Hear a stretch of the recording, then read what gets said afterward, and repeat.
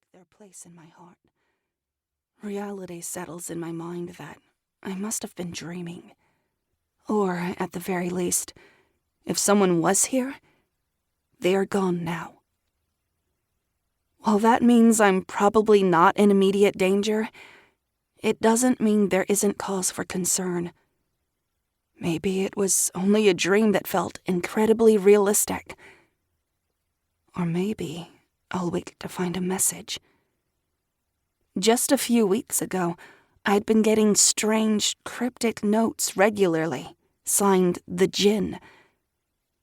Will I find another pinned to one of the bedposts, nailed to the door? Now that I know the true identity of the Jinn, it should alleviate some of my fears. But it's a hell of a lot more complicated than that. I came to Shadow Hills Academy at the beginning of the school year, intent on finding my sister's killer and getting revenge. Instead, I uncovered a secret organization that's forcing children to fight to the death for entertainment. My sister was one of their contestants. That much is true. But she didn't die. She fought in the games and lived. She won. She became the Jinn.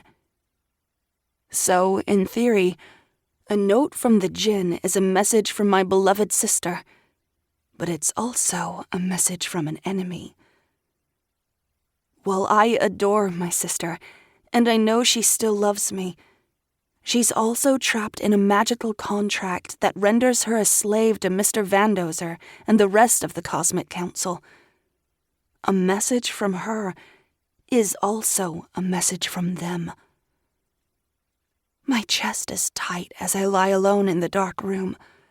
I stare up at the dark coffered ceiling, wondering if I received a message, what my sister might have to say to me, even knowing the words may not be her true thoughts and feelings.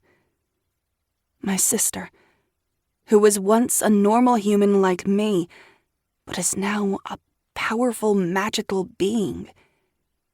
She has immense magic in her blood. She has power over me that I cannot even fathom. She's everything I've always feared. I am just a human in a magical world. I'm vulnerable. I'm prey to these creatures.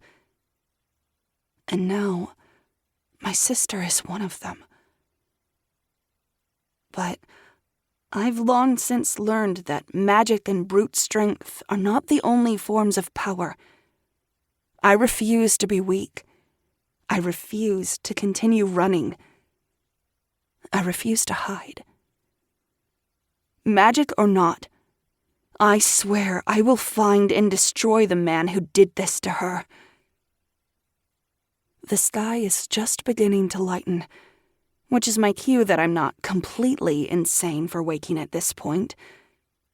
There isn't much to do at 6 a.m., but with the way my mind is spinning, it's not like I'm going back to sleep. So I may as well make the most of it. I flick on all the lights and open the blinds to reveal the sun just beginning to peek over the horizon, and I decide to begin my search for evidence of my intruder, to prove it wasn't all in my head. I'm not sure which option I'd rather be true.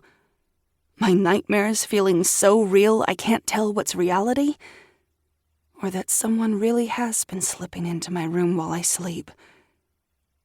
On second thought, never mind. When I put it like that, it's clear I'd much rather have a warped sense of reality than literally being stalked.